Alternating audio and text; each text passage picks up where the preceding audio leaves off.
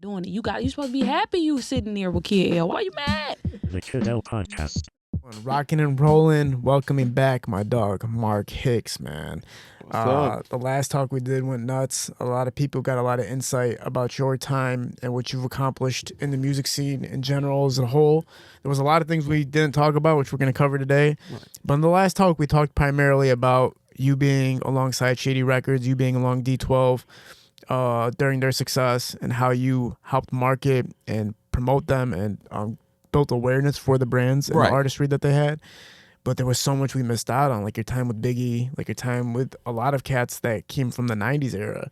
Right. And I want to cover on that a little bit too. But give us an update on the last talk, man, from now. Did anybody reach out to you? Was there any type of significance of people being like, yo, I seen the talk or anything? Oh, people reached out crazy. Like my Instagram, it was like people was really impressed. You look at the comments, people were like, I thought it was going to be like, man, where is this guy coming from? Planet Mars? Because a lot of us in the game, like my generation, we always were told, don't be the thing, be behind the scenes. You know, it's almost like Jerry Maguire. You know, Jerry Maguire was behind the scenes. He had his athletes and stuff, but he was always behind the scenes making moves. So we was always taught that to basically stay in the background. But you know, now with this current stuff, like, you know, you got like, you know, you see stuff like the Drakes, and now he's like suing and he wants to like open up music industry secrets. In order for us to survive, we gotta like form our own media, because we can attack what we fought. You know, this is like media. We always, for my job, we always had to take the artists and bring them to the media. And now we gotta be the media part, or or anything. You gotta you gotta platform yourself. Yes. Yeah. It's the exclusivity mystique factor has been reduced significantly to the point where these kids want to see everything. And it's scary because it's like, well, what happened to being mysterious as a rapper? And it's like, the kids don't really give a fuck. They want to see you all the time now, and they want to hear from the managers and the labels and the behind the scenes. And now that everybody has a microphone, it's like you can kind of exploit the wrongdoings that go on in the industry, and you can kind of correct those things. But a lot of people will look at you sideways that are in the industry, right? They'll look at you like, yo, why are you giving up the sauce? Why are you telling people what's really going on behind here? You're messing up our money now is a problem. Well, I'm going to tell you, kiddo, my generation, I would say 90% of them they stuck. I mean, they stuck. I'm going to tell you a perfect example. During COVID, you know, I noticed a lot of DJs were suffering. So, you know, with me being a consultant with Paul Rosenberg and Shady Records, I came to be like, you know what, this was like during the very part of COVID. And I was like, man, my DJs and who I came up with, I mean, they were suffering. And so Paul was like, he went and he said, okay, the Marshall Mathers Foundation is going to fund something. They got like Jack Dorsey from Twitter. He came and said, okay. And they mixed a fund where they gave $300 to every DJ. You know, all long as you had to do is submit an MP3, and you know, and we was giving out free money. It was called Orchestrated. You know, you could look at it on my it was on Google. Everybody was talking about it. Now, the one thing I bring up, we had 20 DJs on a mix show, like Shade 45.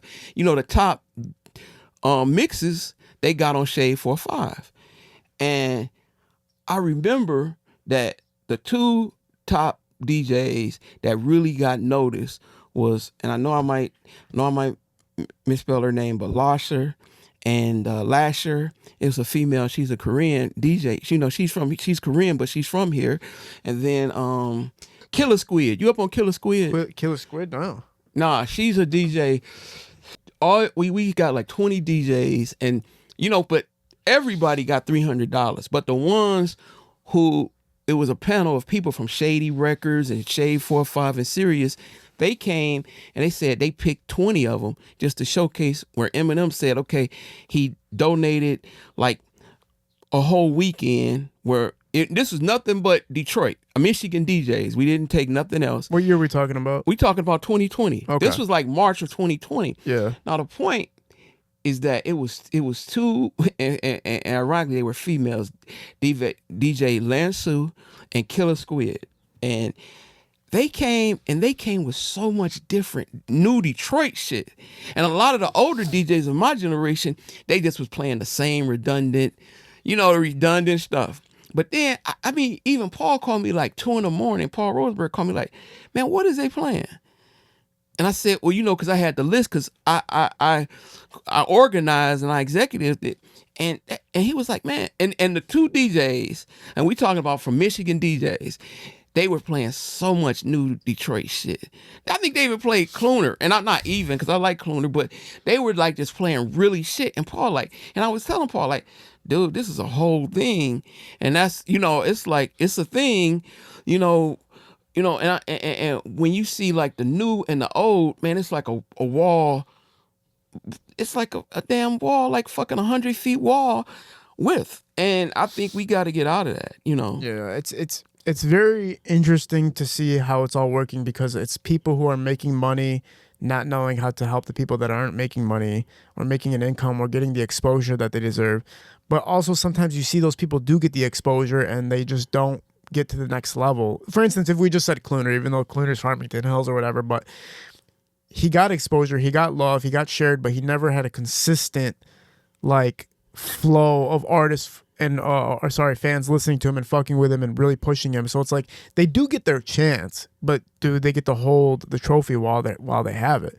It's like it kind of gets taken out of your hands quicker than you think. So it's like I do agree with you on one end, but I also think that we do get our shot. It's like, but were we able to maintain it? Were we able to keep on?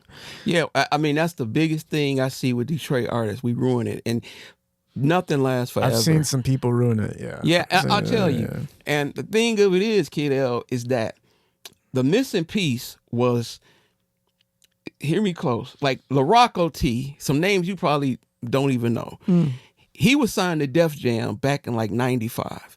You got artists, man, all through every year, I bet I could name somebody from like 1989 to up until now, they got their shot. But LaRocco T, he had a hit record. He was signed to the same label. He was signed to Def Jam, and he was signed through a production company that Boss was through. And let's throw Boss in there. It was no platforms in Michigan. Well, we had the New Dance Show. We had some different, like the Nat Morris. We had some different, Cole Medina, but we didn't have nothing like ours. Like some LaRocco T was like a kid from Inkster. And he got one shot, and these guys had nice records. It was nothing, it was nothing to exalt them. And the only person probably who was pushing stuff was like the Wizard, right? Wasn't he like really? No, the Wizard was been gone. It was the true hero, and this is like Billy T and TJ. Oh, okay. Yeah, and like like Marvelous Marv, and that was right during the end of the New Dance Show. But then you got R.J. Watkins Jr. Mm-hmm. He had Turbulence. So we had some platforms. So I shouldn't say it was none, but it's a unity. It's like if Kid L gets with, Detroit Rap Daily and Detroit Rap News, and we could build an industry, because all during my career, when, and I had to go back and forth to New York and LA for different conventions, different, to meet with labels. When I was doing a promo for the Guerrilla Marketing, they wanted me to come there and sit down, and we had to have like big things, like meetings. And you would see New York artists, they have like 10 different things they could do. Yeah. So say like an artist like Pete Rock and CL Smooth, or like, just throwing a New York artist like when Busta Rhymes came out, man, he had that whole tri-county, the tri-state area had his back. Yeah. And we have that much power. And, Detroit has so many resources, because, you got, like, it's so many powerful music executives that live here and from here. But it's like they don't, they don't care. And, I mean, a lot of them don't. And they like, they don't like the new music. I love the new music, and I see it. I see it happening. But a lot of my, friends and guys I don't even fuck with, I see they just like, they close the door on this new rap. I hope it die. I hope it dies soon. Like, what? I mean, you are like being the cancer of hip hop. And I always come back with guys like in my era. I say, okay, like when we were coming up in the 90s, like that's like if Earth, Wind, and Fire said, oh, you guys whack as hell. They were doing that too, but we were on a trajectory well, we didn't give a fuck. We just was like, we were like kept going and going and going. And so I don't know, man. Well, you know, it's really interesting because one of my favorite artists, his name is Chaos from Toronto, Canada. And when he made Joyful Rebellion and a lot of the earlier albums he dropped, it was about hip hop being dead and how hip hop is changing to be monetized and how they're influencing the youth in a negative direction. And I was like, wait, motherfuckers are talking about that now to this day. Right. Everybody's talking about hip hop's dead, and this is just like a whole different category of rap. But it's like, I think everybody who was in a pocket of rap and hip hop just never gets used to the transition of the next phase of it. Right. The next phase keeps coming, and so therefore you think, oh, it's dead now. This is not the same as it used to be. But the kids, like when we were growing up, we fucked with shit that the adults didn't fuck with, and now we're the adults and not fucking with the new shit that's coming out. So it's like, it's just a new phase. Nobody's ever going to be used to it. But guess who's running the show? It's the kids. It's the new generations that are really playing this music. I seen a kid riding his dirt bike the other day listening to Rio. He's 11 years old listening to Rio talk about stuffing coochie with drugs and shipping her overseas. And I'm like, what the fuck? Like, oh, now I get it. Now I get who's listening to this shit. Right. And I fuck with Rio, don't get me wrong, but it's the kids. It's the kids that are listening to the music, and they're the ones who are propagating the scene and pushing it forward. But as far as the collaborations are concerned, it's what's selling. And if one person's not selling, it's hard to help that person. And then it's also backstabbing. Okay, this person can help me build, but is he going to fucking turn around on me and do some bullshit to me? Which is a huge thing that happens all the fucking time. And on top of that, it's like, no, I don't want this person to get more shine than me. I want to be on top. So I'm not going to help this person come up. So it's a whole conglomerate of issues that happens for the scene to never flourish. You're right, though, in respects that if everybody did collaborate and unite, there would be a gigantic success for the scene. But has it happened? Will it happen? No, I think honestly, man, our generation, my generation, you know, we suck. We horrible. We're not good gatekeepers. But you guys had it too, though, because think about it. Eminem and Esham, D12. Right. Well, separating factors. Those are people that could have worked together and did way bigger work together, but instead they segregated from each other. Well, those names, it was all about a pissing match. Yeah. You know, I mean, I was right there seeing it, and it was like it was competitive, and we made it out. You know, everybody made it out alive. Well, unfortunately, you know, proof passed. Unfortunately, you know, in a violent way. But I mean, it was competitive. But we all knew it was an industry here. So how we made our money, we made our money record stores. We didn't have streaming back then, but we knew, because Michigan, and I can say this is historically right, it's not been one city in the world who had this many record stores. Because, I mean, I'm talking about back in the golden era of the 90s to 2000, we had like 100 record stores here. When you talk about the mall stores, independent stores, stores and liquor stores, I mean, we had and that was a pretty big, you know, it was a guy named Ron Stringer from Justin Records. He had control over all of the liquor stores. They had those little CDs, cases, and you know, you could go to a liquor store and get it that DJ Quick or that Biggie, and that so. We are like such a strong. I think it's an energy here. Talking about back from Berry Gordy. You know, it's an energy here. But I tell you, man, the gatekeeping is just so, and just people who know. It's so many wise people here in my generation that just don't. They're like, okay, you know, they're not gonna go and reach out to a Babyface Ray or a T Grizzly. And I know it's a two-way street. You know, because maybe T Grizzly don't want to hear. He has his manager in L.A. He don't probably want to like say it's resources here, but it's resources here, very much so. But then it's some of the resources here is doing bad business. The only reason I can't see it fully is because of the circuitry of how many people fly in and out of L.A. and live in L.A. that are part of the entertainment scene, and in Atlanta and in New York and in Chicago, versus Detroit, where it's more so we're flying out to do work. Right. There are people who fly in, but when they fly in, they do their shows, they stop by, do their features, and they leave. But in California, those people live there. Right. There's hundreds of thousands of them. So you already have the circulation right there. And then on top of that, people are flying in and out of LA all the time. So you're constantly having a circuit of artists and producers and creatives to work with. In Detroit, it's a scarce amount of people that are here. And people only come here to tax, make their money, and dip. So And the guys that are succeeding in Detroit aren't even here anymore. Most of them Yeah. flew out. Most of them are in Houston. Yeah. They're in different cities. Atlanta's a huge spot for Detroiters.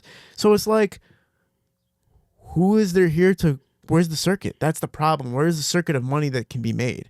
That's the issue. Well, I'll tell you this. Let's admit it too. We don't really have no venue. Our venues here suck. I mean, it should be like a time, like, you know, we were coming up from the Eminem, the ICPs, the Esham. We had like 7 or 8 different venues on a weekend to be like, hey, you go to Wire Frog and Esham gonna be there, or St. Andrews. Now St. Andrews is very corporate now. The Majestic is very corporate now. The Sonic is corporate as hell. Yeah, I mean, you got to go through, you got to go through the corporate hell to get in there. Even State Theater, for a time, State Theater was like independently owned. So our venues here it's not really happening. Well, they don't want to promote that music because they're afraid of the crowds. I was talking to certain managers in Detroit that were discussing certain circumstances that happened recently where shows were shut down, Right. and they're afraid of rah-rah, basically. And it's like, that's a huge reason why they're not having these shows here, which is crazy, right? Right. So it's like, unless you have LCA, which is massive security force that surrounds it, and you can't just get in and out the way you want versus these other venues, they're gatekeeping these underground artists or mainstream Detroit artists from performing, which is scary, right? Yeah, it's very scary. But so how do you handle that? Like, we gotta find different roads, because perfect example, like you talk about, you know, Soul Train. So when Soul Train was in Chicago, they moved to LA, and then they had a whole different, they were mad successful. But you know, a brother by the name of RJ Watkins, he created the New Dance Show. And the reverse of what you're talking about is artists was flying in to do the New Dance Show. Really? Yeah, you had like, I mean, just with me, I think Biggie did it, Coolio did it. It was so many people, that major artists that would come to Detroit, and that would be the itinerary. You know, the itinerary is what an artist is going to do that you know, that day they're in town. So, you know, Chicago, May 15th, they've got a plethora of stuff to do. They go to Detroit May 17th. They got a lot of stuff to do. So we just cut our throats. We got to find creative ways. Like when I see your show, man, I'm telling you, Kid L, I instantly got this. Yeah. I was like, it's got to be there. When I see like, just, you know, like shows and like Detroit Rap Daily and these guys, and I do even like Metro Detroit News. We didn't build, they have built a whole monster with that. And that's just like local Michigan people doing stuff, building it. We need that. And that's how you got to build a music community. I was actually kind of choked up the other day because I was watching this dude from California talk about our podcast. Right. He was talking about Detroit, and he was kind of shunning it a little bit, but he was like, it's crazy what they did to Sada Baby. He's like, and it's crazy what the biggest media platform they have for podcasting, they're trying to X him out. He's like, that's Detroit. Like, you got somebody who's actually propagating the scene, blowing up the scene in Detroit with the interviews, and he's talking about me. And he's like, and then all they do is X him out. And he's like, that's the problem. Like, why are you guys Xing out the people that are trying to help? And then you're going on other people's platforms that have nothing to do with the city and blowing them up. Like, for instance, No Jumper. If you look on paper, a Detroit rapper, they have codes. Right. They have standards about how they handle themselves, what they're a part of, what they don't be a part of. No Jumper, Adam from No Jumper, every single thing he does and represents is something that somebody would X themselves out of if they were a Detroit rapper. Right. Like, I'm not going to be around a dude that does this, and this, and this. But why are you going on his show then? If he does all the things that are against the code of a Detroit rapper and makes you and does things that are stand out in ways I'm not going to talk about with whatever the things he does, why are you going there? And it's because they don't give a fuck. Exposure capitalizes over everything else. It's all about marketing, L, because I seen some wild shit. I was watching No Jumper, and he always had these posters up, because we don't know how powerful this, I mean, me and you know, but the artists don't know how powerful they are. You know, that was ironically, and I fuck with No Jumper. I don't know him personally, but I noticed he would always have Detroit posters in the back. I think he had Icewear Vezel up. And I was like, I see what he's doing, because this Michigan market is really, really popular across the world. And we like... But to use them, though, and not to really fulfill back as much. I think artists are so eager to work with the bigger platforms. Like you said, they don't realize how big they are themselves. Right. They have more leverage than they think they do. But if they get a phone call from so-and-so, they think it's like, oh, this is a massive opportunity for me, when it's like, no, it's more of a massive opportunity for the person you're doing this shit for, because you're giving them your fan base now. Right. You know what I mean? And you don't realize how big your fan base is. But look, I get what you're saying and I understand what you're saying, but logistically, even if people collaborate, is there going to be a foundation ever? Is it going to be like LA ever? Is it going to be like Atlanta ever? Because we've been saying this shit forever. We got to bust through, man. And I think, and this is what, and I admit, my generation and my management, my generation, because we had so much success. When I'm talking about ICP, Esham, I'm not just beating up Mark Hicks. It was, man, we had so much success, and we felt to contribute that or give knowledge to the youth. Yeah. Now, can I go knock on T Grizzly door at all? I dealt with his aunt, rest in peace with her. With Jobina? Yeah, I dealt with her on some things because one of my partners, he was out in Phoenix and we booked him. You know, I when I can, but you know, she was pretty cool and we was talking a little bit. But man, we felt we like. My generation get an F. I'm talking about DJs, management, because and you know, and these artists are like nowadays. They rebelling. You know, they like, man, who dealing with? But it's so much power that we had, and it's a total fail. And I think that now with the artists, because like with T Grizzly or V's, what are they going to contribute? And I'm not speaking for them, but what are they going to contribute to the next artist? Because nothing lasts forever in this game, you know?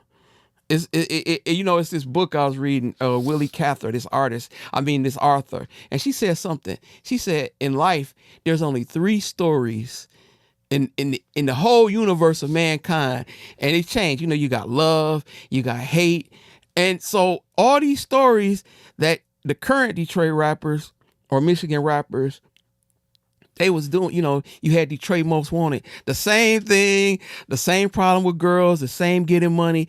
It's all rhetorical. I mean, it's not rhetorical, it's cyclical. And so you got to know, like, okay, I got my place in here, and, you know, what am I going to do to contribute? Right. You know, you got to really think of that, man. And, you know, I mean, you know, we felt because we really felt. And part of it is, and I know we address Proof a lot, and I thank you for letting me, you know, be very visceral about my relationship with Proof. But last time, man, Proof, when he died, man, it was almost like it took the heartbeat. I mean, it did. And I mean, I'm just saying I'm just talking about, because Proof used to be like, hey, let's help. Hey, Kid L, you got your show? Well, man, let me get you this. Let me get you that. Like, even off the air, we was talking. I'm like, man, we got to get some love to Kid L. So some of my clients, some of my people, we need to support Kid L. And even like with Detroit Rap Daily, Crime in the D, I'm still marketing, and I still get those guys. I mean, I give those guys business. Each of those guys, I've patronized their platforms. At the end of the day, I think everybody's just afraid of losing their spot, and they're afraid of competition. You're going to lose it, no matter what. Right, exactly. Just work harder, right? And right. They're just going to stay. And if you lose something, that means you're meant for something else now. So go work on that and make that a powerhouse. But I think people get content with what they have, and they go like, you know what, I'm going to stay in this lane. That's why a rapper might never switch his style. But then one day he realizes there's no checks coming in the mail, and now he's forced to switch his style, but it might be too late at that point. And he might have burnt so many bridges at that point where it's like he can't even go talk to anybody. And that's the whole thing with rappers flying out. As soon as they succeed, they leave right when they make it, and you get scared because you're like, okay, the only people that can help us and give us exposure are gone. Some T Grizzly does co-sign artists. Right. He does sign artists. I think he has Horse the One and a couple other cats.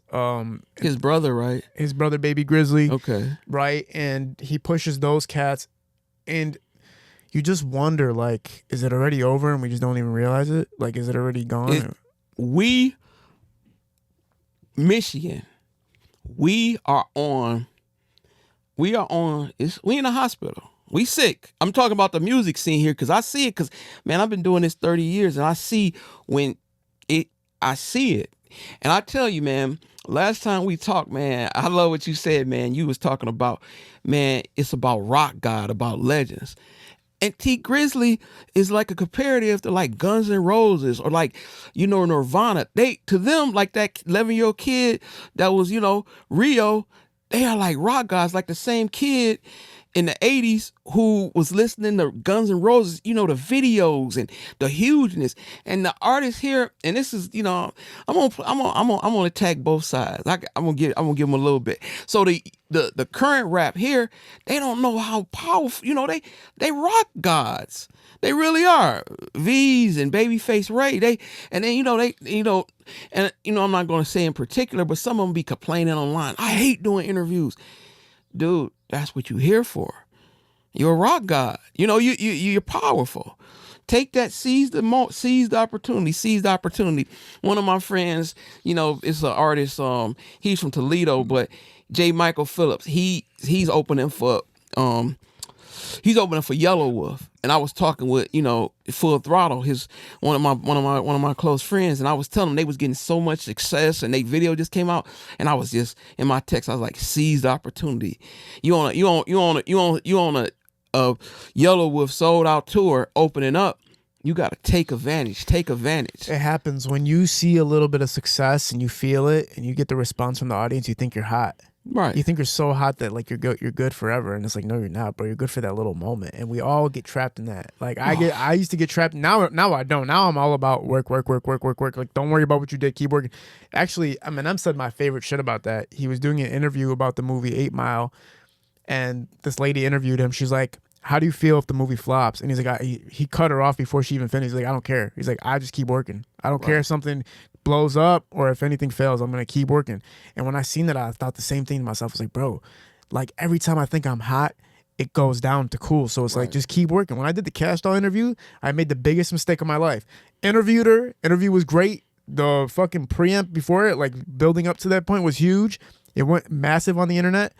I literally went on vacation for like 2 weeks after I dropped that bitch. I didn't market it.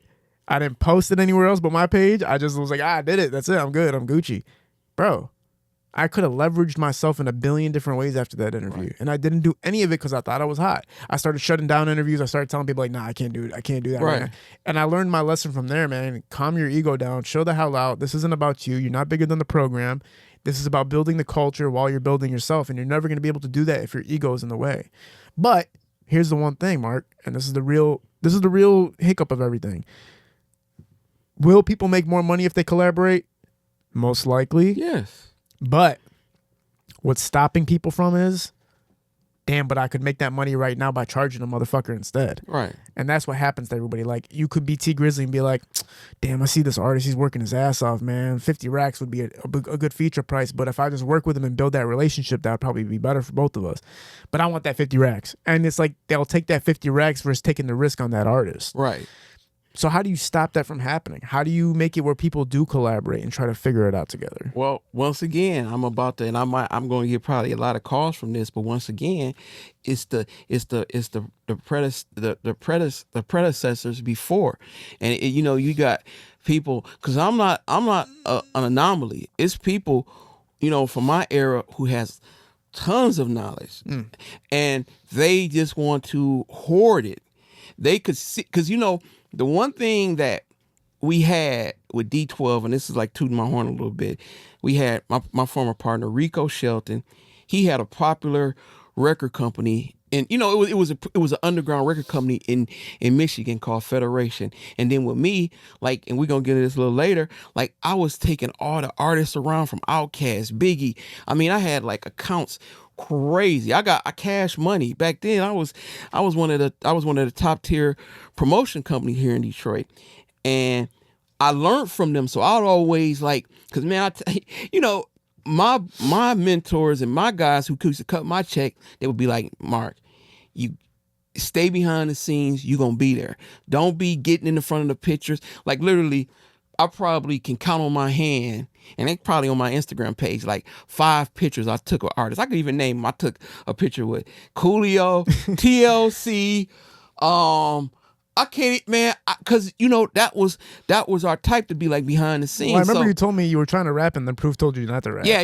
That was back when we were in high school. He's like, Proof entertainment is not for you in the front. Just he stay said, behind look, but he was very nice. He's like, man, I want you to be my manager. So he and I read between the lines, but even before, and like I said, I was very blessed to, intern with Sean P Entertainment, and I learned very quick. So I was like almost like the Forrest Gump. I was like a Forrest Gump because I was there and it was all historical and people noticed, and you could go Google and what I've done. And even on my Instagram page, you can see that, oh, this motherfucker just talking shit. So, but yeah, man, a lot of my generation and people from the industry, I know at least 10 people here that they could be connected. So, they could consult with T Grizzly and say, hey man, you need to make this move, or if I was you, and then they could tell the history. And that's go back to when we was, and that's one of the things why Proof really liked, me around. We was close friends, but he knew that I was working with Puffy. I was working with, Def Jam and all of this. And he knew that I was taking that info and I was going to build it into his career and D12 career. And that's what's missing here. Like now, because if we just had an open forum, and people was talking to the industry, people like, man, Michigan would be unstoppable. Yeah, that's a fact for sure. Is the sound, in your opinion, is the sounds that's being created here going to be broad enough to attract the mainstream on all levels? Because the whole question is, did everybody who was supposed to make it? And are there people that can make it, but they just don't have the light? Because social media can give you proof of concept, right? Social media can say, well, this underground rapper posted a reel, it got 15,000 views, but why didn't it do more than that? If the sound was so good, then wouldn't the whole world reshare it and then that person would be fine? Or this artist has been dropping albums for 3 years straight. I mean, it's gotten like 100,000, 200,000 streams. If he was supposed to blow up, wouldn't he just blow up? Because the exposure's there now. At your time, there was no social media, right? So everything was radio, everything was shows, everything was TV. Well, our social media was MTV and the Source magazines, So you couldn't even just get on there, right? You can't just get on there. It was super selective at that time because somebody had to be like, this is going to work for the world, right? So with our time, isn't the proof of concept social media if an artist is good enough to be mainstream or to be even relative enough to have a broad scale following? Well, okay. That's a really deep question. But I say this. It was an old saying, and I think it was what's that Buddha name? That the Buddha, and he said Siddhartha? Huh? Siddhartha? No, not Siddhartha. What's the Buddha, the big he was Buddha's name was Siddhartha. But it was one guy who was like, well, it was one of them guys. I mean, he was a known, but I'm gonna probably butcher the quote, but he says, if you want to know about a city or a community, listen to the music first, and that tells you about the city. Okay. And and so what I'm saying is, fuck it, I'm cool with all the Michigan music now, because we have community issues here. So these kids are like, the kids from Rio and them, they're gonna just stereo what's going on in their eyes, So yeah, so I mean, we got some internal issues, But my whole question is, if the proof of concept of social media, can we use that as a gauge to say, well, the mainstream or broader audiences just won't accept this music anyway? Even if T Grizzly was to come in Detroit and scout the artist that he liked the most, and he pulled somebody up that has 10,000 followers and has 200,000 streams, would that change that person's career? Would the collaborations change it because the vouching is that powerful? Or is the proof of concept that this artist has already been getting his music heard, it just hasn't reached the masses because it's not good enough to reach the masses? It doesn't equate to the masses. Now, that's the question I'm trying to figure out, because it's like social media is proof of concept. Well, okay, kid, I'm about to get in trouble, but let's be real though. It's bad business for an artist to sign an artist. Yes. People who watching this, if you really think about it, it's not a lot of artists or it's a team, because when M signed 50 Cent, it was like, you had Paul Rowe. It was like a team of people. like Dr. Dre and all of that. But when an artist sign an artist, that shit is that's almost like your odds are like 50-1. If you got a 10-1, if you got like a Clyde Davis or like a Russell Simmons. Russell Simmons was like he was the godfather of promotions. What I did, like street promotions, guerrilla marketing. When he had Def Jam, before he had Def Jam, he was guerrilla marketing because he wanted to promote Run DMC, his brother. So, Russell was like, okay, I see LL vision. I see it. Or he sees Public Enemy vision. But it would have been really hard if Run DMC had a record label and they signed LL. It's always going to be that. Well, that's it's a class, It's that Sada Baby talked about that in an interview where he felt like when he signed to T Grizzly's label that they shelved him. He felt that way. He felt like, and then look what happened. The second Sada left that label, he dropped Slide, Activated, whole lot of choppers. Yeah. He's going crazy after. And they said, I think what the label was doing was like, let's get us bigger, let's get T bigger so that when it is time to shine on you, you have more exposure. But I think what Scoob was thinking was like, no, I'm ready to go now. Like, we'll be good. Like, it's not going to change if he does it or if I do it. These are anomalies, obviously, because these are some of the most talented people in the world. But, I'm just poking holes at your idea to see what the real answer is. Right. I'm trying to figure this answer out with you on the air because I think a lot of people are confused. The underground artists, like you said, Rio and them and Ray and Skilla are painting the picture from their perspective of what's going on. But how many artists are not living that life but have a different story from Detroit that can shine a whole different light? For instance, Danny Brown. Right. Danny Brown, completely different ideas, completely different perspective, blew up in his own lane completely, right? That perspective. Can you talk about Danny Brown and how that happened? Like, that's another thing. Well, Danny Brown, he really did it with that. It was a Hot Soup mixtape, and one thing he did, and I mean, this is all, the powerful thing is we talking. You could go to Google it, and you could just see how Danny Brown used to dress awkward, and he had tight pants on. This was like back, maybe almost damn near 15, 16 years ago. So he was dressing how the current kids, he was a pioneer and everybody was talking about it. And it was who picked up on him was Tony Yayo liked him. I know you heard this story. And 50 allegedly said, who is this weird kid? You got to keep this kid away. But Danny was, it happened. It was like 50 was like, who is this Danny Brown? And he just had a whole different wave at the time 50 couldn't see. But man, that was wild. Danny had his own lane and he came with a mixtape and he just started doing his own way. He did a song about food stamps. You got to stand out too. He had so many different songs that was so wild, right? And he just like, then it was like people overseas started catching on to it. And then down the line, like maybe a year later, that's when Paul Rosenberg, Goliath, he still's managing him now. Oh, wow. But he seen the oddness because, and then with Danny, that's a good one because, Danny is probably going to be making money for a long time because, he did the theme song, the Off the Boat, that Asian TV show that was on ABC. Mm-hmm. He did the soundtrack to that. I mean, he did the theme music to that. So it's different ways we gotta like, just as a music scene. And I know it's not like, a damn, we like not in Russia or it's like everybody just gonna do stuff for free and stuff, but it's a whole like music license. We got Tubi here. I mean, we got like this Detroit film. We need to collaborate and we need to like get out of that. And I'm not poking at people, but we need to get out of that ghetto bullshit. Like if you do a real movie, pay the soundtrack. Have somebody that really know how to do soundtracks and license stuff. We get in trouble for talking about Tubi on here, man. I don't know what it is about the Tubi community, but they're on our ass. Hi, man. Tubi. Tubi. So we had comedian, Spanky Hayes. He's right, one of the that's founders. my boy. Yeah, Spanky. He came on and said that Tubi actors aren't real actors. Blew up the podcast. It did millions of views right on his clip and everything like that. And everybody was pissed off because It was a mix of bag of people saying it is real acting and some people saying it's not a real acting.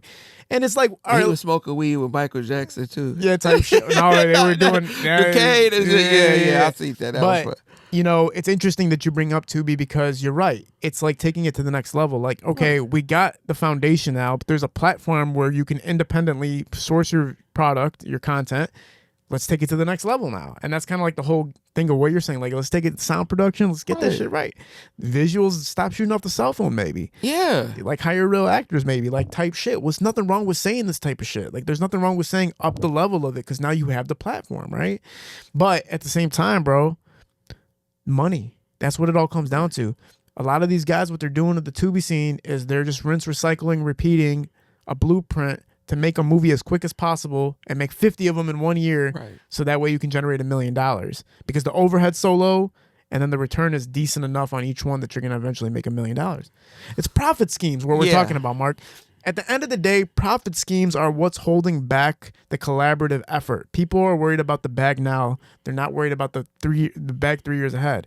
What you're trying to say is we need to up our level of thinking.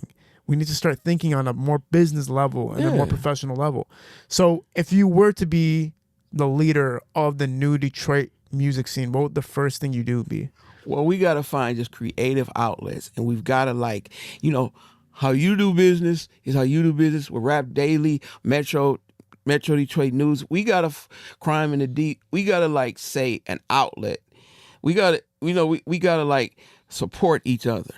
That's how, you know, it really, that's what it's going to be because, you know, back in the day, and I don't want that to be a cliche of me, but, you know, you had record stores, clubs. So when you had strip clubs, which we used to break a lot of records out of strip clubs, then the girls would be like, hey, I'm playing this E40 because they would go to the record store and E40 and then they would be like, yeah, it's this song in the strip club. So it was like, we was all building off each other from the strip clubs, the regular clubs, radio.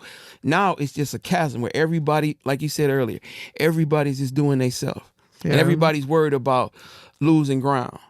So it's got to be more of a togetherness and all, you know, and then we got to get some of these, you know, some of these hustlers out the game, you know, because some people, that hurts Detroit a lot. You know, you have these hustlers and they just getting over. Nah, you know, we need to form, we need a ecosystem here. Well, I want to ask you that question too. From your time of when you started till now, did you see so much artists that are actually entrepreneurs as you do now? Like in the 90s and 2000s, did you see people who were like, that's really an entrepreneur pretending to be a rapper? Yeah. That was a real thing still? Yeah, that was very, well, you know, Isham is like, he was the godfather at ICP. That's what I'm saying. We have so many different like entities here where they exactly what you're saying. They like from the Isham, the Kid Rock. I mean, you got to think about it. Kid Rock kind of created a whole nother lane. Yeah. You know, they created a whole thing. I mean, you know, then you think about like Monty Ski from Detroit Most Wanted. They had the boss hat. They had the dog, you know, the gangster hats. They in their albums they dressed like gangsters. They came from like they wasn't really purporting Purple Gang, but they was like, you know, they were like Detroit gangsters and they dressed like that. So everybody, you got to stand out. And I don't see how artists here, when they stand out, then they complain about standing out. I hate doing interviews, or I'm going to show up the Kid L interview late. Mm. It's like, that don't make sense, right? You know, I mean, you know what the newest trend with my podcast is? I don't know why people have been doing it lately. They'll start off they'll purposely grab their phone and act like they were texting before the interview starts. So it'll be like 5, 4, 3, 2, 1, and they'll be like texting on their phone like, oh shit, all right, bet. And then I'm like, well, okay, that's crazy. Like, all right, motherfucker, you're doing an interview. You don't have to act like you don't give a fuck that you're doing an interview. Like, bro, when I was growing up watching interviews of my favorite rappers, but I just wanted to know the stories. Exactly. I wanted to see their personality. I didn't give a fuck that they were trying to be so cool. Like, you know, but nonchalant is the new wave. Nonchalant is the new wave. Even now when you see how people market stuff on TikTok, it's almost like when they're trying to sell a product, they could be trying to sell this notepad. Like, yeah, you know, this notepad, you know, it's pretty good. You know what I'm saying? You go pick. And it's like that nonchalant attracts you because it's like, oh, they're not trying to sell me something. They're not trying to tell me that they're trying to do something. Right. But you're taking away the energy and real force that comes behind a person's voice in an interview. And it's like, it makes you look at that person like they're numb. But drugs are kind of cool now. Well, they've always been cool, but it's like, oh, he's just fucked up. and I appreciate that he's fucked up. And it's just all weird to me. It's just a very weird time for hip hop. Like, is it hip hop anymore? Is it rap anymore? Is it the same thing anymore? Are we just all people that are the WWE of rap? This is the WWE of rap generation, where it's just like all fake and characterized. No, I would say, you know what? It's crazy. I think the current hip hop culture here in Michigan, they want to be WWF, but they don't want the attention.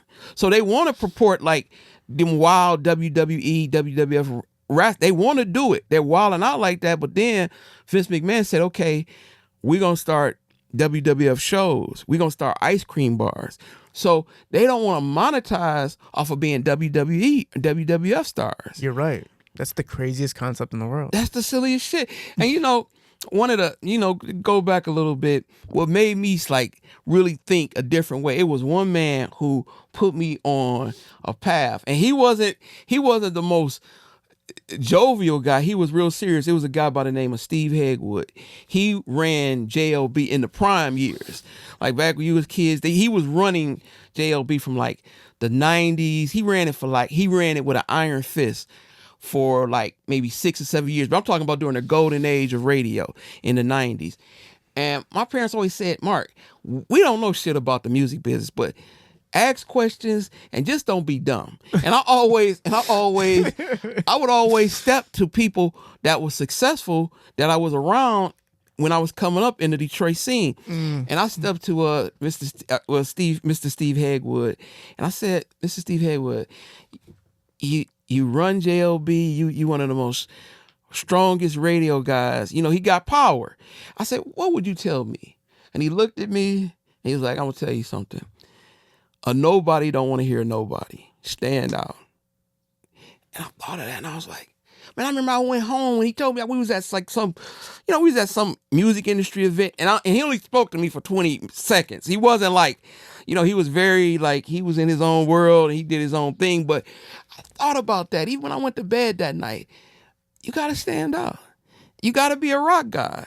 And I think if like the V's and like, once again, like the Babyface Rays, the payrolls, I know they do this, and I'm not trying to like teach them, but they need to wake up and say, how can I be a rock god today? Yes. How can I be a legend? Yes.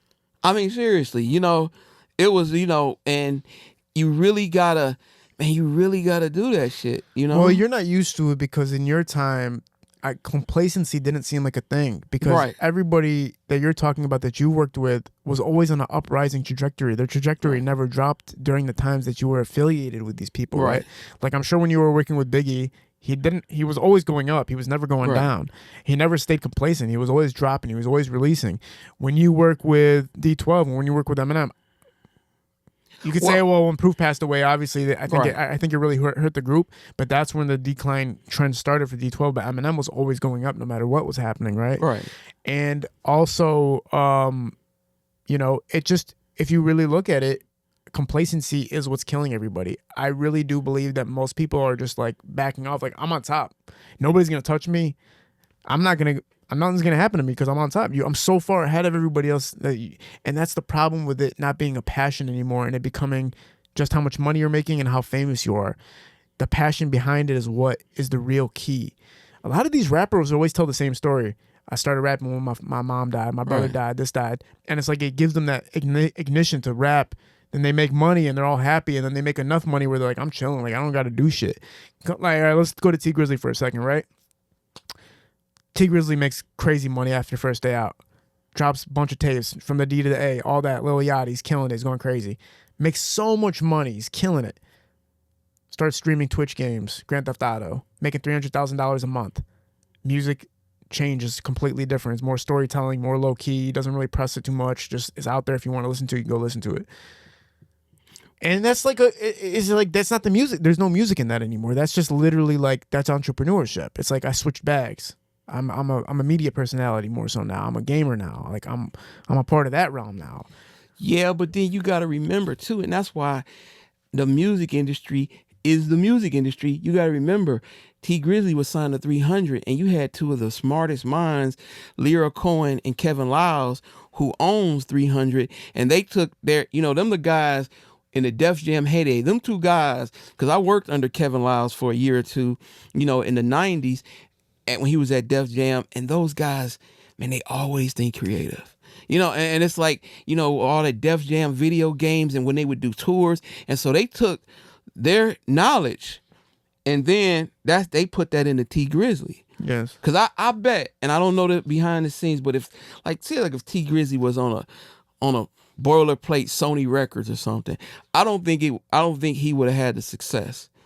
Cause that's back when that kind of made a little bit of noise when people was like, if Eminem was on, if Eminem wasn't on if he signed the Dr. Master Dre, P and stuff. yeah, but it was like a dream team. You had Jimmy Iovine, you had Dr. Dre, you had Kevin Black. Some of these names, the people watching this wouldn't know, but we're talking about Shaquille O'Neal's and fucking LeBron's of the behind the scene music business backing him. Wow. So that was like a whole orchestra happening. So, with these new, when you talk about T Grizzly, I instantly say Kevin Liles, Leo Cohen. They run it. They the ones behind that, and they could like boom, boom. Okay, we got this avenue. And see, that's what Detroit artists Michigan artists need to do more of. Yeah, because right now I'm scared for rappers that I see from Detroit because they'll have like one manager and that manager is doing like 50 other things and they're not. Yeah. And I'm always like, damn, you're doing that and that and that and that. And you're managing this guy who's like almost mainstream. Like, shouldn't you just be focusing on that motherfucker and like really building him? Like, right. I seen one time Cash Doll had like she was screening before her tape release. She was showing the office room where they were talking about her brand designing and how they're going to present it and how they're going to plan the drops. Right. And I was like, damn, this is like executive fucking level thinking. Like they're really systematically placing everything. Right. Is that always how it works with the majors? Like, it's a setup. We would literally, like, I always honk Detroit because that was my promo company, but every week we would have 20, it was like the 20 top cities in the United States. We would do conference calls. So say like a head guy who is the national director of a record, like say like Arista Records, we would get the 20 top cities in America and we would do a conference call and we would come up with ideas the way me and you talking. So you talking about, you got 20 people who are at the top of their game in each city. Because you can't just roll at a record store and be or a record company and be like, I want to be street promoter. And you gotta like really rise up. Because Def Jam ain't gonna just cut anybody from Detroit a check. LaFace or Bad Boy is not gonna. So you got some of the most brilliant minds on a conference call. And we coming up with ideas and this. Think about that. And then you got like somebody in New York, the national director, he's got an assistant, all type of cool ideas. We don't have that no more. And I'm not just being on just the current Michigan rap, but you got artists that they just don't see that. It's another level of the game, and you do have, man, every time I'm watching Instagram, everybody just shits on the music. I'm like, why is it's the music industry? Oh yeah. You got Russ, who like people like of my ilk. Man, fuck them industry motherfuckers. It's like you don't know. It's a synergy. Like, okay, Russ, you talented. You know how to make great records, but it's an industry guy who can help elevate shit. Everything was like elevated, and people don't get like from my ilk. We behind the scene industry people, we come up with ideas. We don't know how to write bars. We don't know how to produce a beat. We come up with stuff. Like the brainchild of MTV was Warner Brother Records back in the day. Cause they was like, man, we got all these little videos, but what are we gonna do with them? Then Warner Brothers, they came and they created MTV. Man. And it was a major, like say like the people who came out with, like some names like the not Janis Joplin, but like the Doobie Brothers, all those big groups like the Funkadelics. They're like, okay, we got all these records, we got all these videos. We talking about this happening in like 1980. They created MTV. So it's all about being creative. Was there anything before MTV that was like MTV? On that level? Not really. Was You know, VH1 before or after? no, VH1 was a baby of MTV. Oh, wow. Yeah, MTV. But you know, you had like once again, you had Soul Train, you had certain yeah. video shows, but it really wasn't. That's why it got creative. Like, you know, just sitting here, like, and I'm freestyle. I don't know how they are, but I imagine if Dennis Reed, who's one of the king movie guys, if he collaborated with T Grizzly on a mini movie to support his album. Yeah. That shit'll be huge because you got Dennis Reed's social capital, and then you got T Grizzly's social capital being, you know, together. But I just don't, you know, it's got to be something because honestly, I've seen them. They did make a T Grizzly documentary, and I don't think it did well. But it's ROI is the concern always. So it's Right. like, am I gonna do this with this dude, and is it gonna make me money? And it's like I think that thought needs to be taken away. Is this gonna make me money? Is probably what's causing all the problems. well, it's happening now, and that's what, you know, one of my mentors is a dude by the name of Renee McLean. Renee McLean, I met him like a long time ago during the Busta Rhyme era, and he was a national director. He was a national director at Elektra Records. Now that was like back in the mid '90s, and he grew because it's not just about artists; it's people like me in the music industry that needs to find creative ways. So, man, he went over to Interscope. He was there for the beginning of Eminem and all of that. And he didn't you know what he did, and talked on what you're saying. He went and knocked on the door. You know, Renee McLean and one of my other partners, E1 from LA, they always been thinking on the next level. He went and knocked on Wall Street door, BlackRock, and said, "Hey, I want to do a fund." You know, Renee McLean he's probably one of the most successful people of my era in the entertainment business because he went basically on Wall Street. Him and his wife, Lizette, they went and they got partners too. They went and got $1 billion from Wall Street. And you know what he did? He went, gave Future that $75 million deal. He gave DJ Khaled. You know, he's in the catalog acquisitions. Well, you're talking about a guy. Renee was a guy who started off like I'm Detroit Guerrilla Marketing, so he was a national. So he had 20 to 25 different cities he had to oversee. Now he took that, and now in 2025, he has $1 billion, and he has over $1 billion, and he has a record company. And ironically, Helva just signed a production deal with him. Wow. You do Said Louis. That's Said Louis is one of my guys, and they got a deal now. Now, and you know, so you thinking what we're saying is, you know, so basically, Renee got $1 billion from Wall Street. And this is just like, you know, Renee, he come in here, he dressed like us. He's not in those tuxedo. He's that guy.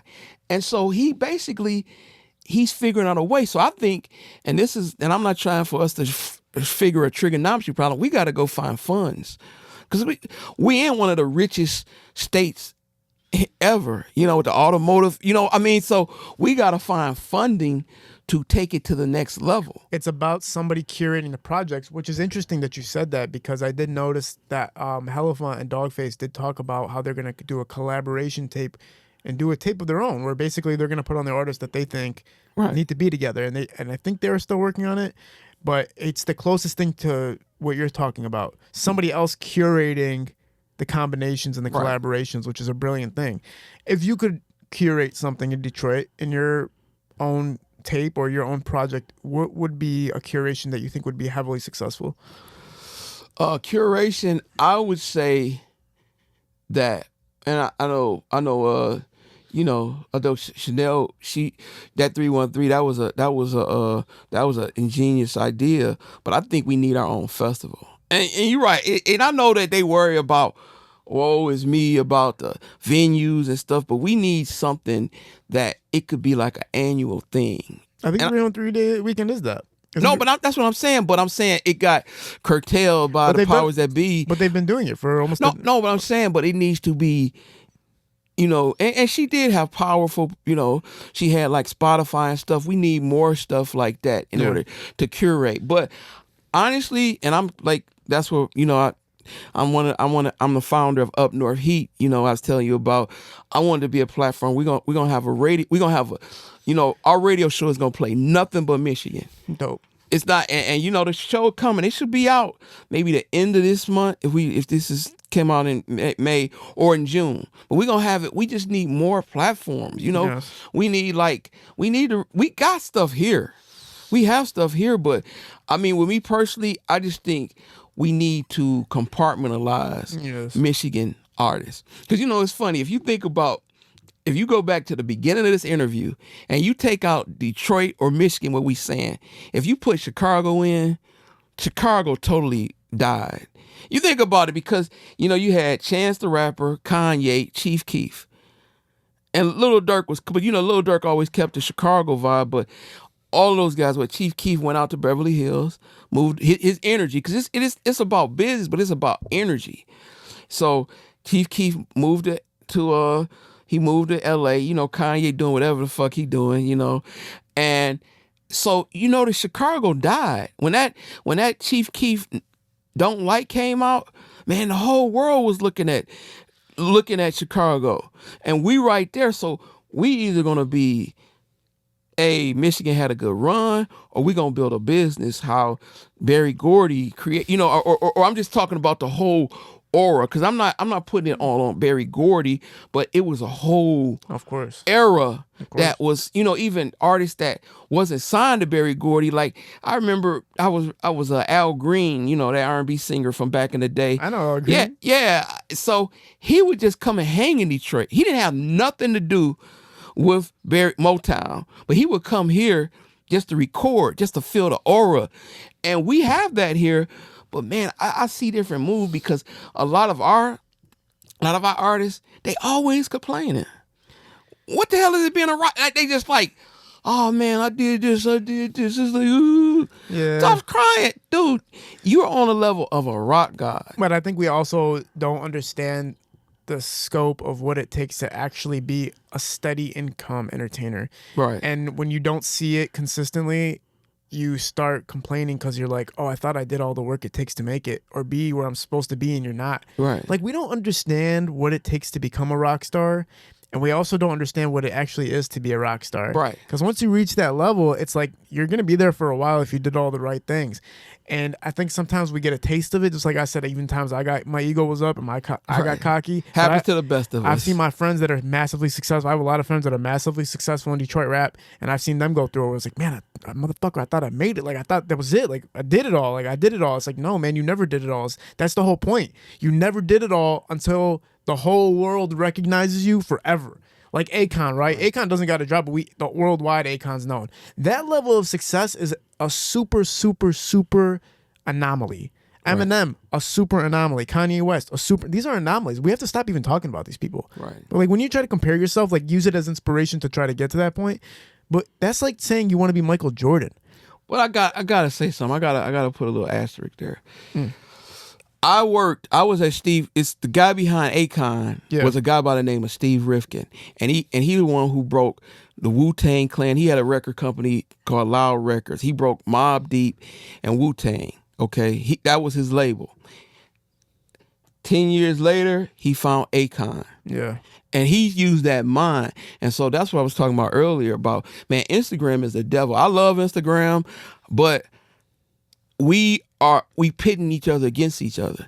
Because, you know, like brilliant brothers like Steve Rifkin, Renee McLean, like I talked about, Lear Cohen, Kevin Lyles, those guys are, you know, those guys, and I was under some of them guys. And, you know, those guys are geniuses. Like they don't write rhymes, but they on the industry side, and we have formed the artists. It used to be, oh man, I can't wait to get with Russell Simmons. And you know, I know Russell Simmons didn't had, you know, the headlines been bad, but Russell Simmons was a genius marketer. I mean, he's like a mentor to me. And so we have that division. You know, and that's what I'm saying, guys like Russ, because if you go on Instagram and your algorithm, everybody is, when I'm talking about, I'm the devil. You know, I'm just saying, it's like, oh, do your own shit. Go on TuneCore and go on this and upload your shit. You don't need no music industry, motherfucker. Dude, why would you kill if there's a motherfucker who know how to cook food for a city? Why would you kill the baker? You know, I mean, we all got to live together. I have friends that got signed to labels. I mean, I've been in the game since 2012, but in Detroit since 2016. Right. My friends that got signed, a lot of them got really bad deals. But it's not even that they were bad deals. It was more so that they didn't know how to maximize the potential of the deals, right? Because when you get signed to a label, they're giving you resources that you normally wouldn't have as an independent artist, and then you kind of microwave that, and you do as best as you can to build a fan base and make as much money as possible while you're with the label, while paying them back simultaneously. And by the end of your turn, you're hoping that you have a substantial fan base that now you can monetize without having to pay back a label, without having these ties or restrictions or creative control taken from you. And now you can be free. But a lot of my friends that got signed and got the money, spent it on bullshit, fucked up with the money, located it in places they shouldn't have located it, and then they never made any money, and they ended up broken with payments to make. That's why people are saying fuck labels. It's gonna happen. But if you're super talented and super structured and super responsible with the label money, then it can help you try. Like, it's just like, to me, it's like a label's like a microwave. They just speed up the process if you utilize it properly. But most people don't use it properly. One of my friends got signed for $500,000. I can't say the label because they're gonna know who I'm talking about. He blew all the fucking money, and he did call me. I was like, man, these fucking labels fucked me, and I'm like, no, bro, you spent your money on bullshit. Like, you went crazy doing this and this and this. I seen you. And then they come on the internet saying, fuck the labels. The labels don't do shit for you. The labels do this. And it's like, no, they can help you if you know how to utilize them properly. But you know what? Two things of that. You're right. But it's like this. In my career, I do a lot of studying for the game I'm in. You know, people just think, you know, back in the early days, I would do strip, just party, hang out, and, would do promotions. But I have to do a lot of reading and research. And I think I only know of 10 fair record deals in my career that I came across. Everybody gets a shitty deal. Who was the 10 fair people? Well, you had Mariah Carey, because, Mariah Carey was, it was like, I mean, everybody got shit. It was more of who, like you're right, who did get a proper deal. Let's take it back to, hip hop. I can't think of, everybody gets a shitty deal, but here's the thing, man. And, I call them, I told you this last interview. I call like Paul Rosenberg, like my rabbi, and the coldest game he taught me, and I was like complaining, because, I have my own company, and, Paul has his major company conglomerate, but I was talking, and he was like, Mark, would you shut up for a minute? He was like, Mark, you are in the record industry. We record music, and we want to make money for years and years and years and years. So when you think about that, these artists, it is microwave, but you're supposed to record music, have success, and now you see on Netflix and on TikTok, these songs from 30 years ago, they popular on TikTok. That's the record business. You want to, it's not and everything is all about advances. When you see artists, and trust me, people can't step to, I know. You can't, most of the money that you see flowing in artists, it's about advance, because you know what they're doing? They're pawning their future earnings to get that Bentley or to take that hot ass bitch to Buenos Aires. That's it. We all are living on advances. Like, back in the 80s, all these people, it was called junk bonds in the stock market world. You had companies, I'm fresh orange juice, and they just raised like $100 million on speculation. And that's where the music industry is. It's nothing but speculation. Facts. That's it. And people don't get that.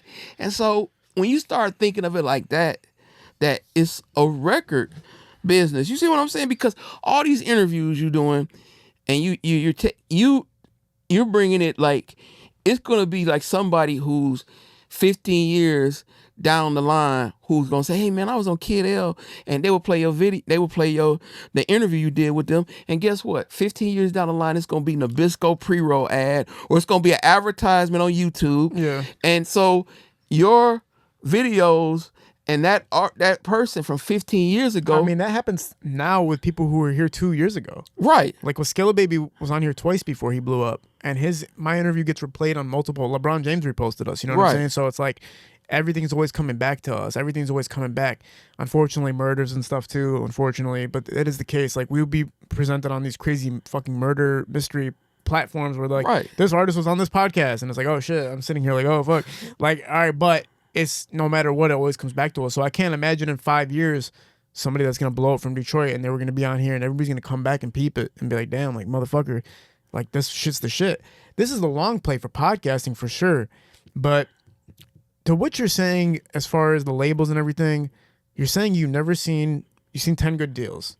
Yeah, literally. How many artists were able to convert a bad deal to making it worthwhile for them though? Even if it was a bad deal. Well, this is something that M says in public, and he was talking about, he probably didn't have the best deal. I don't know the numbers, but he probably didn't have the best deal. And, people on the side, that wasn't signed. They was like, man, you signed that deal. M would like probably privately tell people what the deal. And he was like, look, man, 50% of something is better than 100% of nothing. Yeah.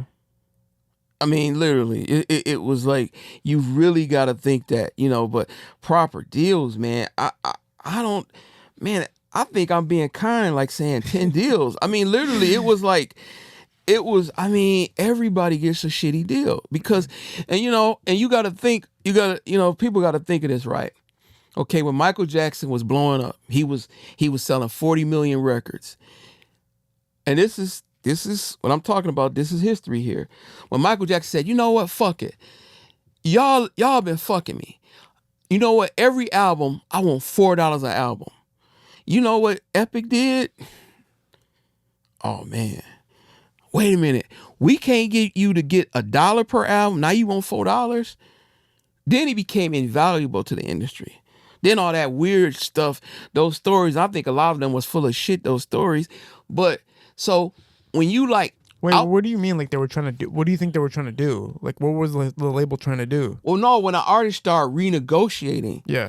Because like, let's be honest, like, I could break it down. I don't want to like get all into the science of it, but like streaming numbers, right? If an artist back in the day, they only got like 80 cents for an album. Yeah. Well, a record company be like, well, you know what? If we put $1 million in him or her, we could make a big profit. So then, a label is more opportune to blow that baby up.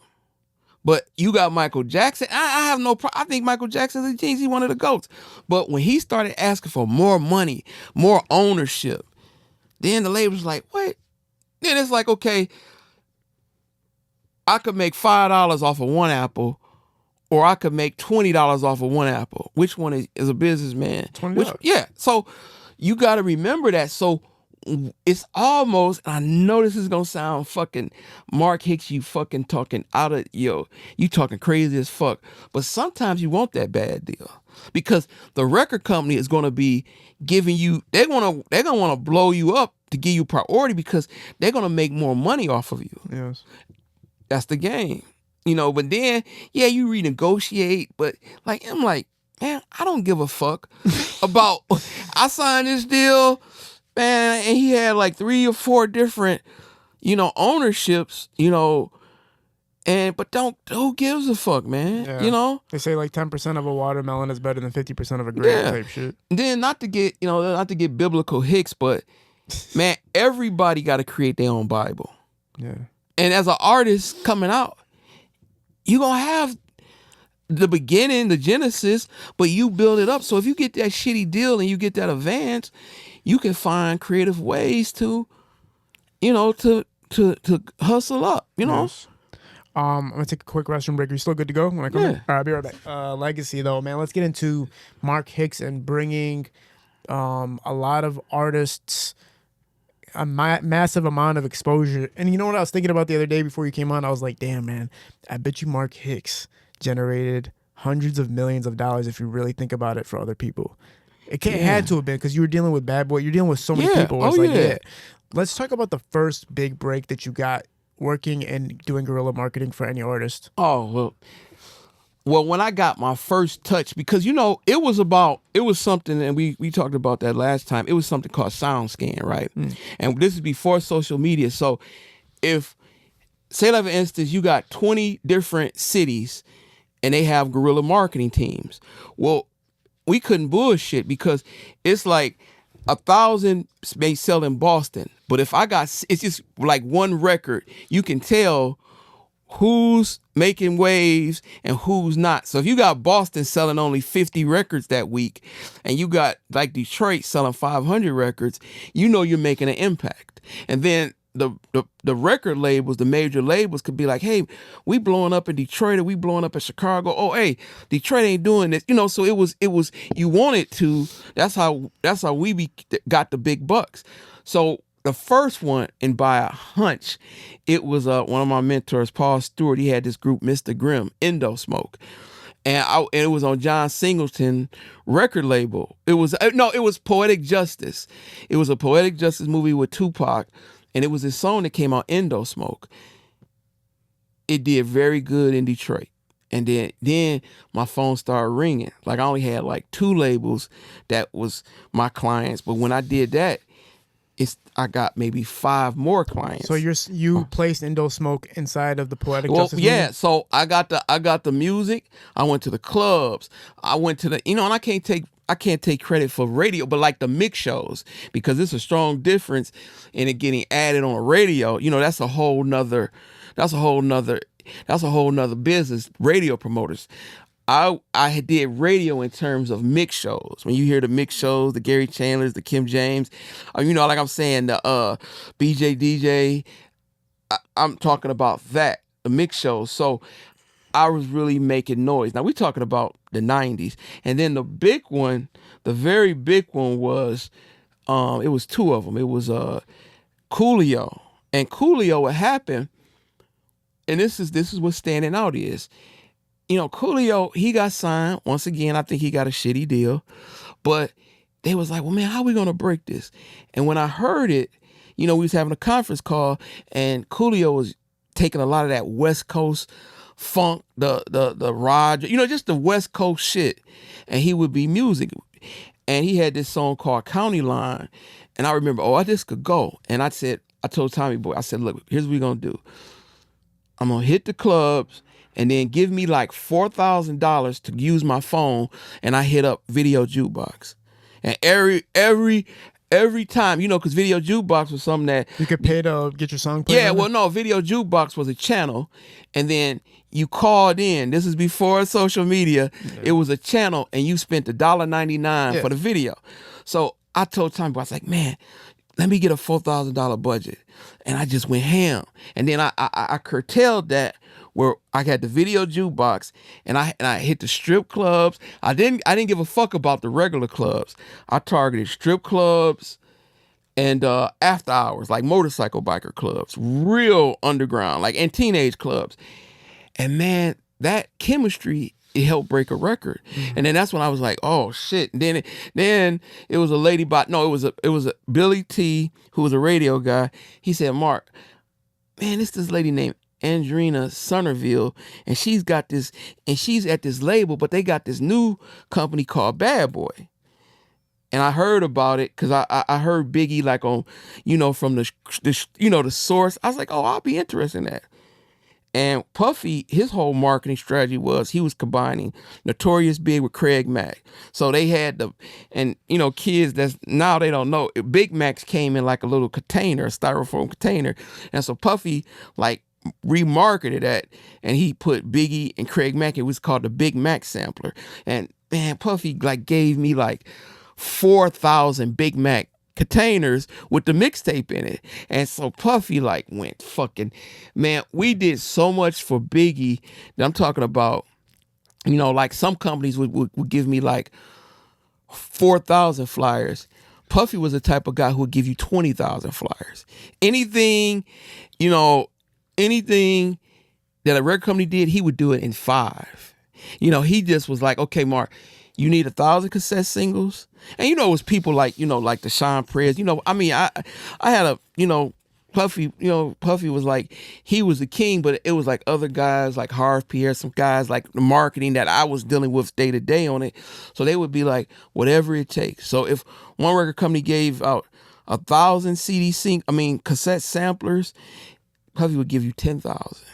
It was like, you was gonna work this. Yes. And so it was like, so that impact. And then what we missing is, like, say like with Biggie. And I know this for a fact because I was the first person to take him around because I was that bad boy. It was like, you would be in each city for maybe a week max. So we're really talking about Biggie would fly in on a Monday and he would be here 6 days. So he'd be doing the Kid L, he'd be doing the record stores. If it's a popular liquor store, he's going to go. We had a whole itinerary where Biggie would go in and do his shit. And we don't have that no more. So can you imagine if, say, like a Babyface Ray or, you know, or these new artists or Cashed Out, if you said Cashed Out, we taking you to the 10 top cities and you're going to spend 3 days in each city. Yeah. Cashed Out would be, man, that would be legendary shit. You're talking about a circuit. Yeah, like promo run, itinerary, and run. That's how all these artists from the name droppers, the E40s, the Biggie, and all these artists from back then. One thing, you know what Demetrius Carrington is? He I owns heard the Beautiful Machine magazine. Demetrius Carrington said he was the first person to bring Biggie to Detroit. No, it wasn't. No, it was factual. No, no, he was not. It was, I mean, even a show. Well, he might be, and that's one of my top 20 stories. I remember when One More Chance came out, because we did the initial run, and anybody tell you, you know, as being promoters, you know, Arista had millions of dollars, and Puffy, we had to do shit before, because, you know, in order for Demetrius, and he may be alluding to, it was crazy. When Biggie like went crazy, it was like his come up as was the One More Chance remix, right? Yeah. And he did a show. This is wild. He did a show it was a place called what is it called? It was Grand Theater. It was on the Boulevard. It was called everybody gonna beat my ass for that. I should know the name of this. So the promoter didn't do it really. He did it in a haste. And so you talking about Biggie had the #1 record in Detroit and in the country, and he comes to a show. It was like 50 people there, right? And you got Notorious Big. He is like the biggest motherfucker, you know, not size, but he was on fire. And he come in there, and you know, I had a relationship with Biggie because once again, I was taking him around during the early, because I was an official employee of Bad Boy. Yeah. You know, Michigan was my area. So he comes in and Biggie looks so depressed. 50 people. Yeah, and look, now you know with 50 people, you can hear everything in a venue. Yeah. Grand Quarters, that's it. We were at the Grand Quarters on Woodward and the Boulevard, and East Boulevard, right? Mm. And so Biggie is doing a show. You can just tell he's with Faith Evans, his wife. Yep. They together. And he doing this show, and he's like giving it half-hearted, right? And he says, somebody yell, say, "Did you shoot Tupac?" Oh. And this was like during the Biggie passed in 97, Tupac died in 96. This was like 95. Yeah. And this is like after it was brewing. This the first shooting or the second shooting? The first shooting. Okay, yeah. They thought Biggie, you know, everybody, it's been like 80 million documentaries about it. And so Biggie heard that because there's only 50 people there. And ironically, I'm very good friends with this guy, and I'll tell you about this later. So just some regular kid was like, "Did you shoot Tupac?" I know this guy's, I know his cousin, and Biggie like, "Oh, wait right there." He was like, "Wait right there, I got something for you." 50 people, and Biggie do the show, right? We backstage, anybody could get backstage. It's only 50 people. Everybody that gave up. The promoter and probably ran off. So this kid have the balls to come up to Biggie. And he thought Biggie was really saying it in just, like, "I got something for you." Biggie says, the kid comes say, "Yeah, did you shoot Tupac?" Man, Biggie is a big fella. That guy turned into Mike Tyson. He whooped that kid's ass. Oh I mean, my this was God. back. He whooped his ass. And I remember Faith, she was back there and she just like, oh, Biggie doing his thing. She backed away. And I mean, it wasn't no Junior Mafia. Biggie whooped this kid ass. And this is folklore, and people, those who know, Biggie whooped this kid's ass like for 20. I mean, I never seen, and I'm a big guy, but Biggie was so agile whipping this guy's ass. And I'm like, and he whipped him and he threw him out. Biggie, like, he was a bouncer too. He threw the guy out the back door. And it was just wild. So that might be a show he did. But with Beautiful Machine, I know that, like, Biggie did a show with Mary J. Blige. He did and then he did arena shows. You know, he did, and the local show I'm talking about was the one, and then he did Shane Park. Yeah. You know, and that's in a documentary on Netflix. That was one of his first shows. Wow. He did Detroit, because that. What was your, like, personal relationship with Biggie? Did you guys have, like, a good chemistry with each other, or did you guys not talk too much? Like, No, we were cool. You know what? He's probably, and I'm not trying to lie on history, out of the 10 artists, I'm talking about not from here, because, you know, most artists know my name here. I mean, not the newer artists. Biggie knew my name, because you got to remember, we were around Biggie, you know, like when shit wasn't popping. We had fucking cassette samplers. And so we had to, it wasn't no limos, it was 15 passenger vans. And he would get to a city, hey, this is Mark Hicks. He runs Detroit for us. And we would get in there, and then I had to come up with an itinerary, and I had to get it approved by the National. Like I told you about the guys like Renee and different other guys that was my clients. You know, because no artist never hired me directly. It was always the label. Yeah. So we would get cool. So we'd be driving around, like I said, for 4 days. Can you even imagine that? If, like, say, like, if Babyface Ray went to a city and we took 15 cities and he stayed there 4 days, kissing babies, going to the liquor stores, going to the barbershops. Man, that would transcend. And I don't know why. Labels are so fucking lazy. And like I said, on this interview, I'm beating up my industry, my behind the scenes, and the artist got to take some. You know, it's a whole fucked up. It's like a bad relationship with a boyfriend and girlfriend. They both cheating on each other and they both doing shit. That's how I think the music industry is. It's like, it don't even make sense, because you think of that, so many connects. I could only imagine if Cash Doll went to 10 cities and stayed there for 3 days. And I know she did a tour with, that's my boy Suleiman, that Black Promoters Collective, where she did that tour. And that was dope. But I'm saying, you know, artists now don't know how to shake hands and kiss babies. So going back to your curating, I wish it was more of an interaction with the artists and the fans. Yes. You have to believe in yourself to the point that Biggie did that, knowing that every single thing you do is worth doing it. Right. And if you don't, then that's where the problem lies. Like, man, if I do all this shit, is it going to be, like, what's the outcome? What's the return on investment? Right. And I think that's the problem, is everybody's all return on investment mindset, and they don't believe that the return on investment is going to be good.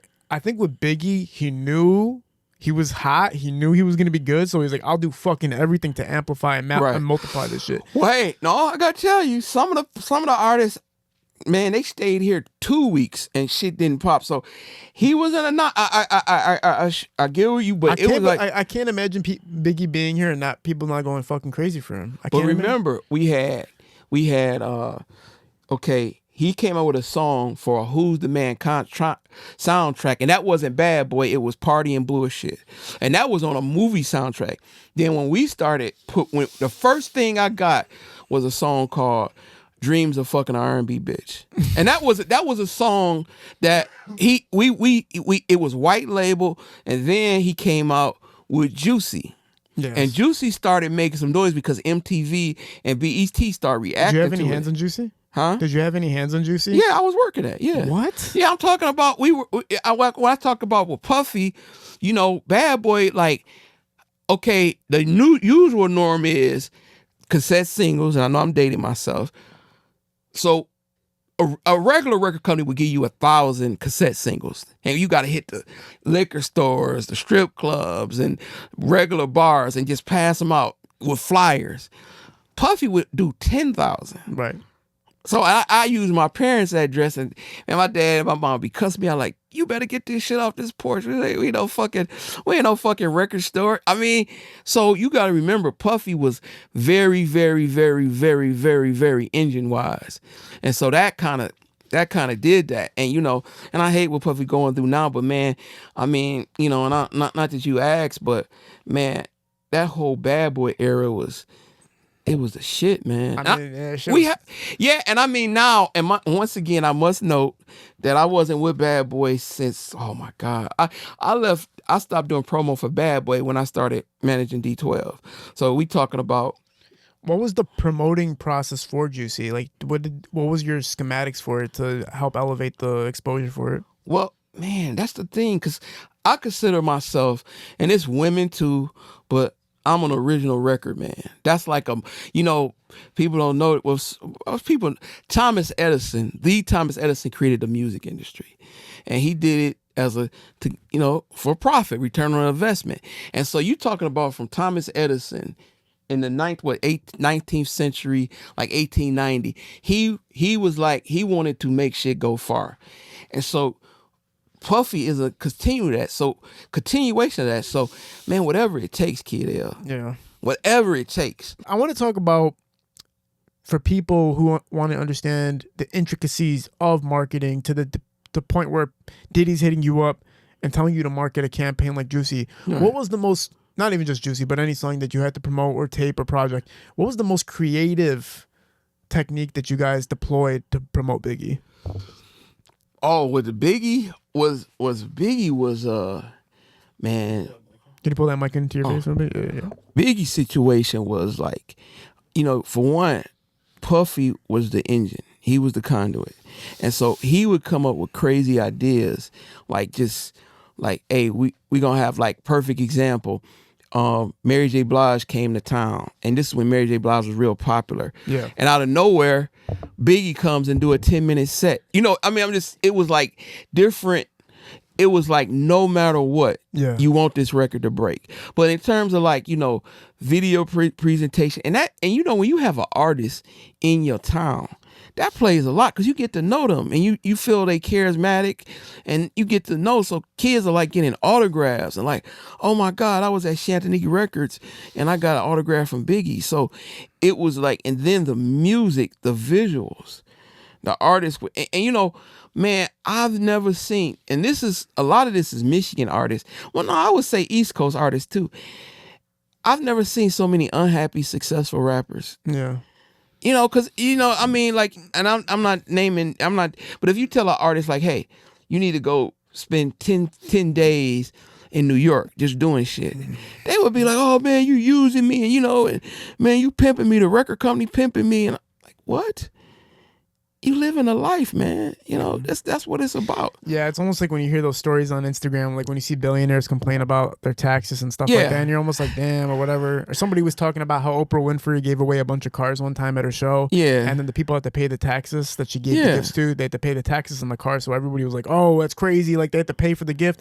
But it's like, bro, you just got a $40,000 car. Sell the car. Like, there's always ways to look at a situation and make the best of it. But with artists, it's like they're complaining about, the world doesn't even have 0.01% of what you have, but you're complaining about it still. Yeah. And there was a time where music was being pirated, obviously, like LimeWire and BearShare and all that, and artists were like going on strikes, like, oh, we're not going to make music if you guys keep pirating our music. But it was barely making a dent in their monetization. It was like, are you an artist or are you an entrepreneur at this point? Right. Are you trying to make money, or are you trying to make music and just make as much money as possible at the same time? Like, what are you trying to do here? So, like, it is weird that to this day artists still complain about the opportunities presented to them, and I guess everybody just wants every dollar they're owed, but there does come a point where it's like, bro, like, what the fuck are you really doing for civilization, for real? Like, if you're really trying to showcase that you're a complainer and the world doesn't even have anything to complain. Like, we have so much going on in our personal lives. To watch a multi-millionaire complain about their problem that barely affects their lives is like, what the fuck, bro? Like, I think the other day they said if you have $1,000 in your bank account, you have you have 75% more than the rest of the world. So you go on the internet, you see a rapper complaining about, oh, my label took 0.5% of my shit. I know. I'm like, what the fuck? Like, all right, bro, we're all broke out here. My cousin did that shit to me. My cousin's like a multi-millionaire. And he sent the group chat, and he's like, damn, Google stock just fucked me. Like, I'm out 400,000. And I was like, bro, we're thousandaires. You were a millionaire. Like, we don't give a fuck, bro. Like, Right. we don't even got money to complain about like that. You know what I'm saying? So, But it's a turnoff though too. I mean, in terms of record, and I noticed honestly, Kid L, I think it's starting to bite them in the ass because you have a lot of Detroit Michigan rappers. They be complaining, and then it's a turnoff. yeah. It's almost like if you don't got no fucking deodorant in a club and you trying to talk to a girl, then it's like Yeah, like rappers who will propagate the fact that they're falling off. Like, oh, I'm falling off. Oh, I'm falling. I was like, bro, why are you telling everybody you're falling off? DDG just did that this morning. Or only sold 1,200 records. Yeah. Dude, why would you even fucking say that? I would hype my shit up like I sold 1 million records, and he has one of the most successful baby mamas. I remember just saying he sits on there. That's DDG, and I fucks with DDG, but man, his whole thing is he complain all the time. My thing is, everybody that's in the entertainment industry that's not smart is biting more than they can chew, and what's happening is they start funding a lifestyle that they can't keep funding because the lifestyle expenses are so high that now they have to do extra bullshit to stay relevant. If they stayed within their means and continued their artistry, they'd be fine when things go downhill or where their stock drops. Their stock drops and then they don't know what the fuck to do. They got to do some goofy ass shit like go on the internet and complain to stay relevant, or they got to go set up a boxing match, or they got to go start up a podcast when they're not fucking interviewers, and they're going to do all this like lame ass shit because you lived beyond your means. One of my friends is in the NBA. This motherfucker has 12 baby mamas. Right. He's not in the NBA no more. Right. And I'm sitting there going like, bro, like your living expenses $1 million a month. You only made 7 to 12 million off the NBA. What are you gonna do now? Yeah. And you can't stop living like that because you got the host to impress, you got the family to take care of, you got all this shit. So it's like now they got to go goofify themselves by starting podcast. And I'm not saying there's anything wrong with starting a podcast. I'm not saying that. But you were starting a podcast out of desperation. But people are not in it. You know when somebody heart is in it. Yeah, it's desperation. Like you're in it. Yeah, I'm in it. Yeah. My we thing never started is, this shit for money. This was never money. Like, yeah. This was like, we still don't make money for real. Well, like I tell people, when people come up with ideas and they like, Mark, what do you think of this? I said, look, if you can live with that idea for 25 hours a day, do it. Yeah. But you even look at some podcasts, they like, you just trying to, like some people podcasts, we ain't gonna name names, you like, they just doing it. Well, look at Twitch. Look at all the rappers. Right. There's going to come a point where we might not even need podcasts because rappers are going straight to Twitch and gaming, and they're telling their life story while they're twitching, and then they get a clipper to clip out the clips that they want and go promote it on a podcast on a platform. So now it's like their interview clip is from their Twitch stream, and you just like go tell that podcast to platform to promote this shit, and now they can make a headline for it, and it's almost like their own podcast. It's a trick, and it's a gimmicky way to do a free interview for rappers where they don't got to move or go outside, and they control their own narrative because they're on Twitch and just streaming and just talking about their lives. So soon we're going to see a decline in what's happening with podcasting because of the fact that all the rappers are Twitch streaming now. Well, no. Well, you know what the thing is, and I just read his book, and it was amazing. Jeff Bezos, he owns Twitch, right? And all he wants to do is share. The only thing Jeff Bezos want to do, that's the Amazon. And he wants to control everything. So when you see these rappers, that's in his dossier. That's Twitch, and Amazon and Amazon Prime. So he's the owner of Twitch. It's brilliant. And so he don't care if they do that because all he wants is market share.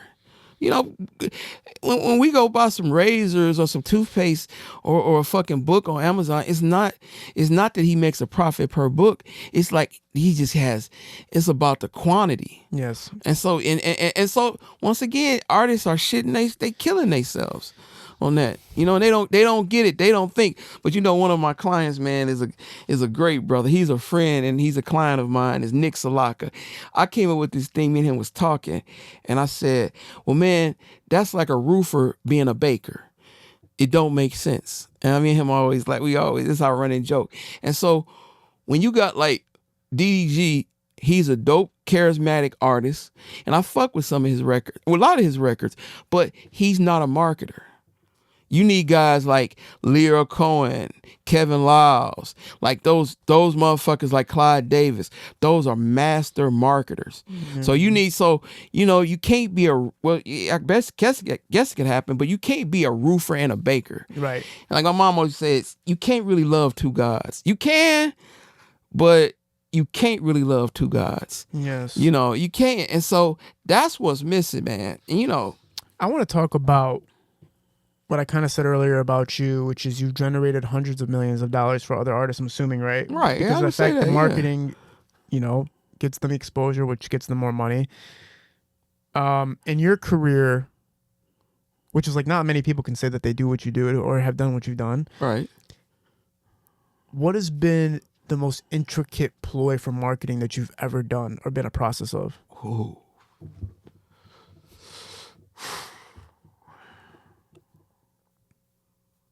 I would say, man, and this kind of like being like, I would say the Eminem explosion. Like everything just happened at the right fucking time.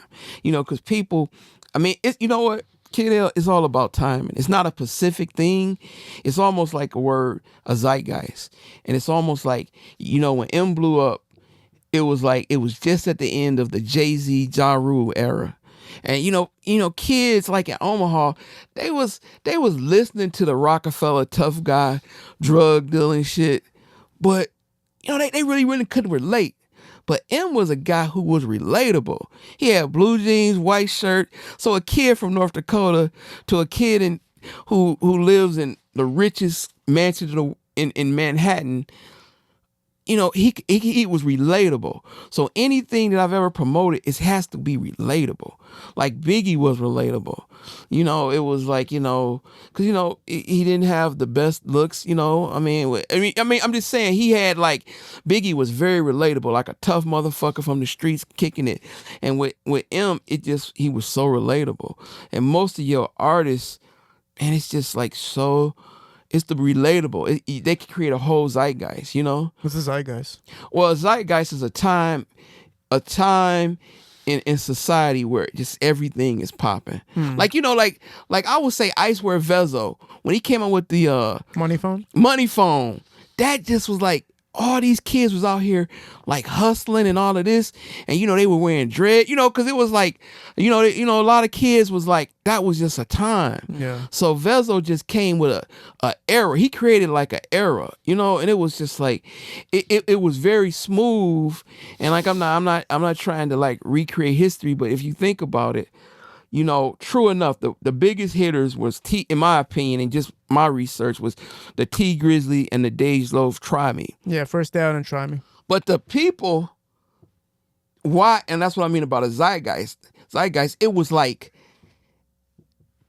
Money Phone created that comfortability where you could be like, you know, try me, or like, you know, or you know, it was like Vezo created something where it was like, it was comfortable to be like, bitch, I'm from the east side. And a motherfucker could be like, bitch, I'm from the west side. It created a comfortability. Right. There's like this temporary ecosystem where things can build and live off of it for a Yeah. while. Like First Day Out, that's what they said. There's a light on Detroit now, but really it's what you're saying. There's an ecosystem that lives here now, and you can build and grow inside the ecosystem, but ecosystems die. So it's like keeping it alive, keeping the ecosystem alive. It seems like at those times, it's like a conglomerate of things can happen because of one spark or one thing that grew. And what you're saying with Eminem's time was just everything was popping. Yeah, Like, everything was just happening.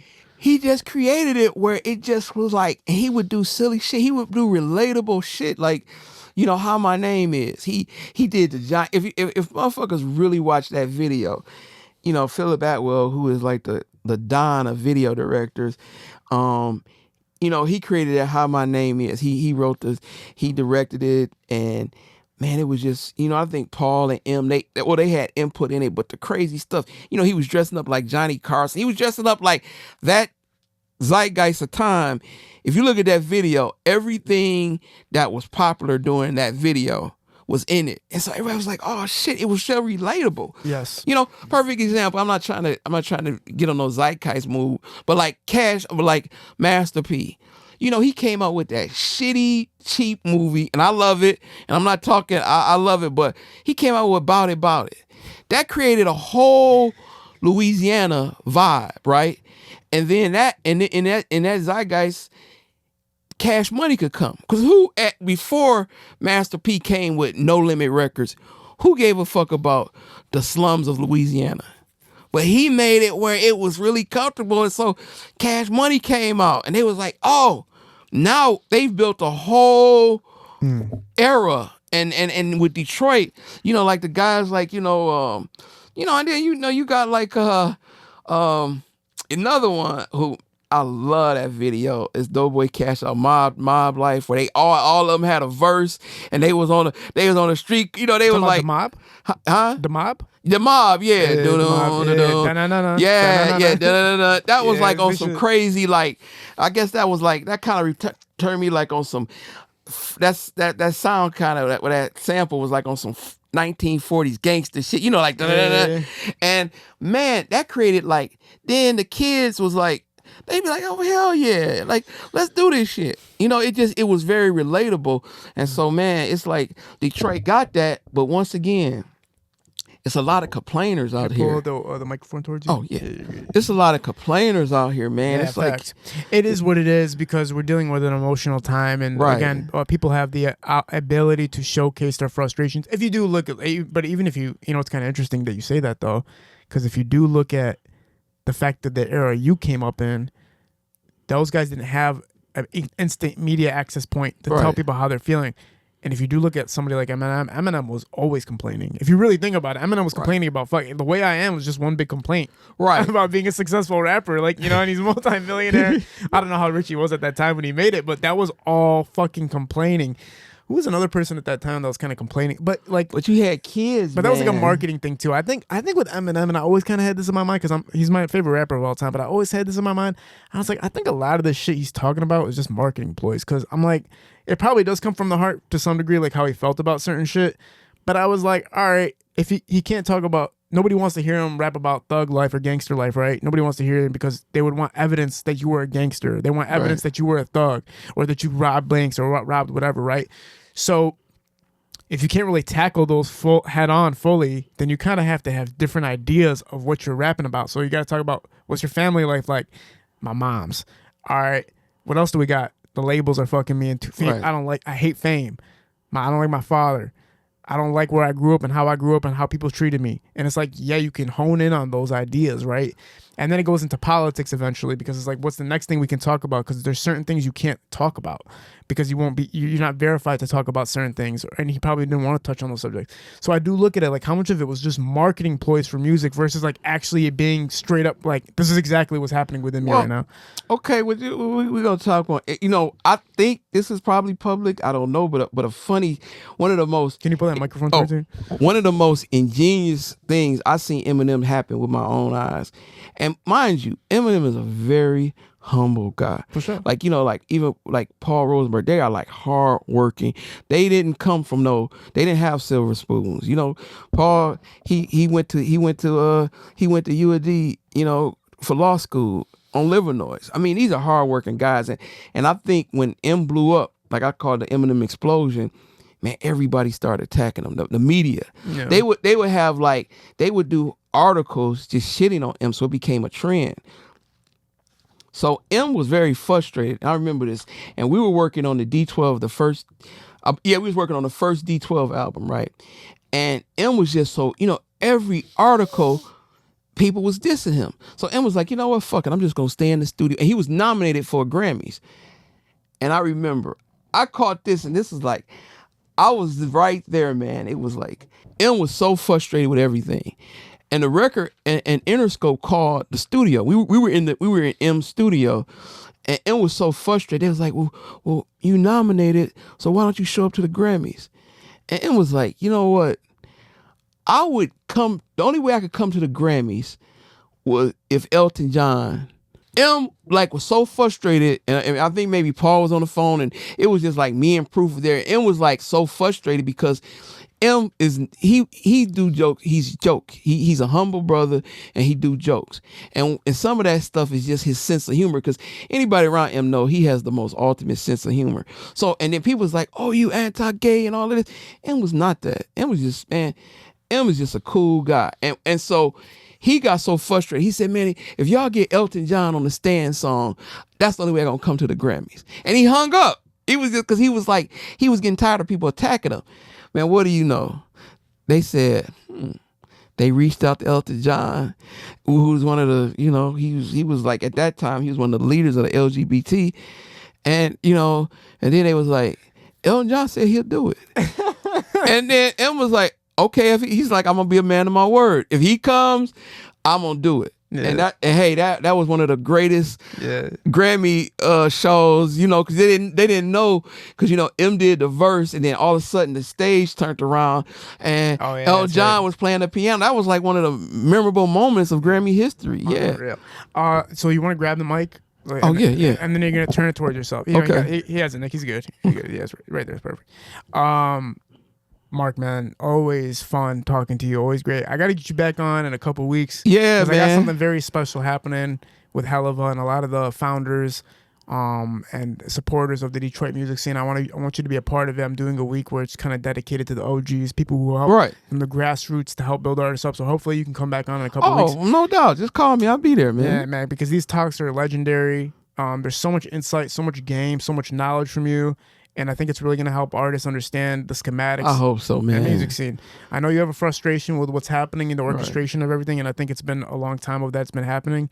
Maybe it's just these talks that's what's going to give people the awareness for those problems. It's so because we can't let this opportunity. We got to seize these moments, man. Yes, sir. Is there anything you got to promote or anything that you got coming up that you can tell people? No, well, Up North Heat, is coming. We're gonna do a massive rollout of that, and because. The next episode, we got to talk about Drew Parks.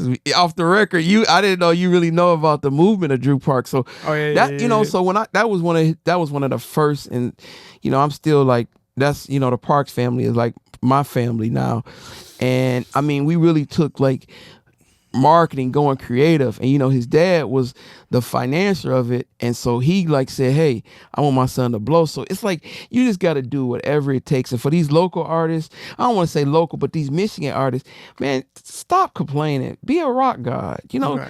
I mean, hey, whatever it takes to be successful. Don't be bitching and moaning on Instagram or Snapchat, because you are turning away your fans. Yes.